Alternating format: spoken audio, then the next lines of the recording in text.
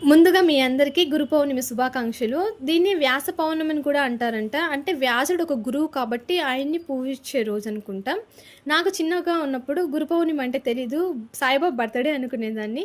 కానీ ఇప్పుడు గురు పౌర్ణమి అంటే నిజమైన అర్థం తెలిసింది. తల్లి, తండ్రి, గురువు, దైవం అంటారు గదా! తల్లి, తండ్రి మనకు జన్మనిచ్చి ఒక భవిష్యత్తునిస్తే, గురువు అనేవాడు మనల్ని ఒక మార్గంలో దిద్దేవాడు. ఆయన చక్కగా ఉంటే అన్నీ చక్కగా ఉంటాయి. ఇవి అందరికీ తెలిసే ఉంటది. ఇక్కడ మా అమ్మకైతే నేను పాదపూజ చేస్తున్నాము. ఎందుకంటే ఏ పిల్లలకైనా వాళ్ళ తల్లిదండ్రులే ఫస్ట్ గురువవుతారు. వాళ్ళ నుంచే అంతో ఇంతో నాలెడ్జ్ గెయిన్ చేసుకుంటా ఉంటారు. ఇంగ మా అమ్మ అంగన్వాడీ టీచర్ గూడా. ఇక్కడ మేము పాదపూజ చేస్తా ఉంటే ఆ పిల్లలు చూస్తున్నారు. ఏమవుతంది ఇక్కడ మేడం బర్త్‌డేనా అని చెప్పి అన్నట్లు. మనం ఏది నేర్పిస్తే పిల్లలు గూడా అదే నేర్చుకుంటారు గదా! మనం మంచి చెప్తే మంచే నేర్చుకుంటారు. చెడ్డ చెప్తే చెడ్డే నేర్చుకుంటారు. ఇక్కడ వాళ్ళ మేడంకి అందరూ ఆ ఫ్లవర్స్ తెచ్చేస్తున్నారు. తెచ్చిచ్చి దండం పెట్టుకుంటున్నారు. ఇంకా అవి అయిపోగానే చాక్లెట్‌లు ఇచ్చేసింది మా అమ్మ. స్వీట్ కూడా పెట్టేసినాము. మా అమ్మ అయితే మమ్మల్ని సతాయిస్తది. ఆ అంగన్వాడీ స్కూల్‌లో ఆ క్రాఫ్ట్స్ అన్నీ హ్యాండ్‌తో చేసినటివే ఉండాలి.